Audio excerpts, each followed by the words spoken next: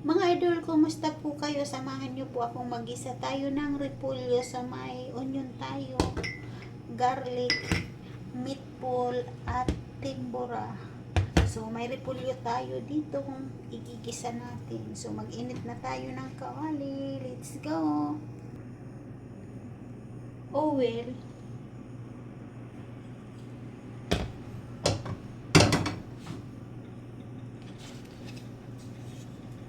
garlic,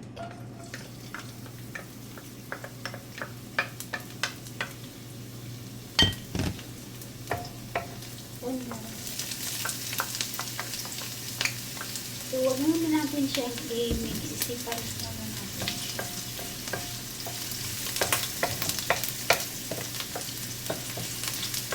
So, i-mix lang natin.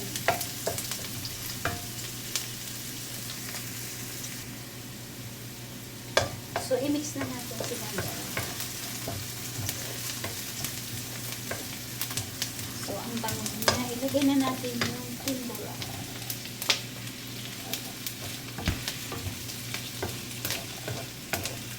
So, i-mix natin.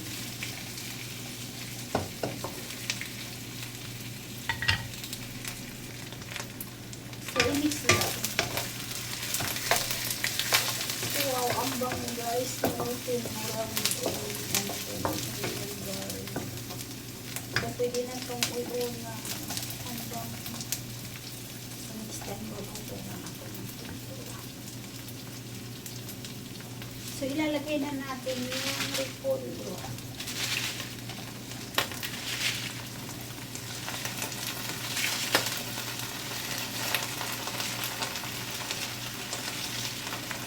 So, ilalahat ko na guys. Marami siyang gulay.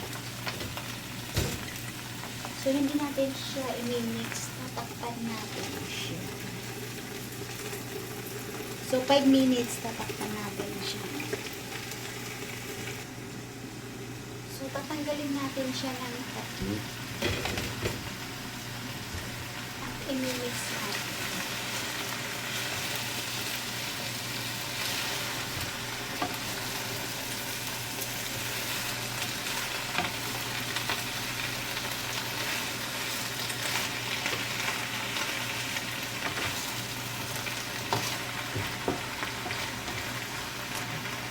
So, ilalagay natin yung meatball.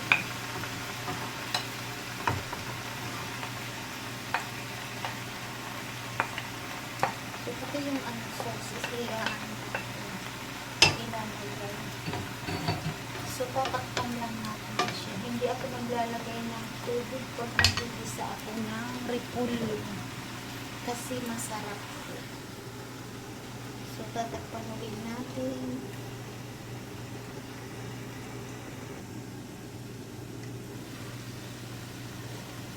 So, maglalagay na tayo ng salt.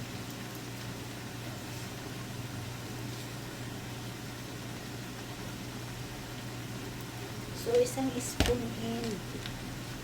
Pati ito, magic sarap. So, in-mix na natin siya.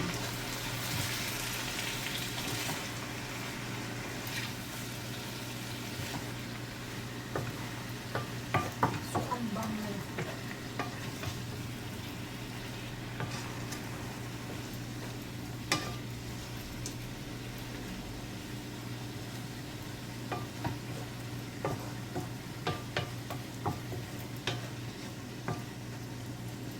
So, tatakpan ulit natin siya.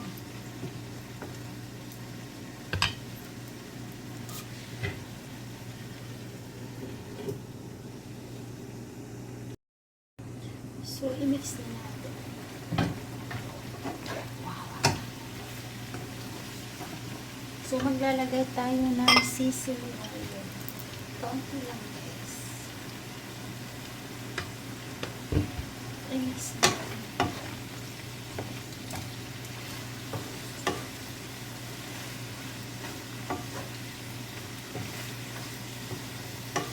So, ilagay na natin sa plate. Patayin natin.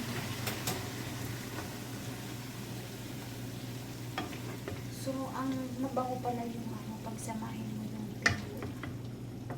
Igisa mo sa ano, sa repolyo. Tapos meatball.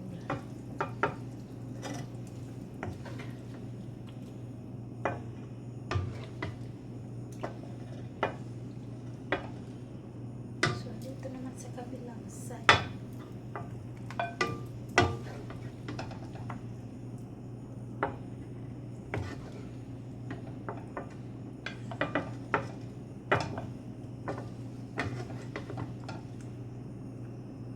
So, wait lang guys.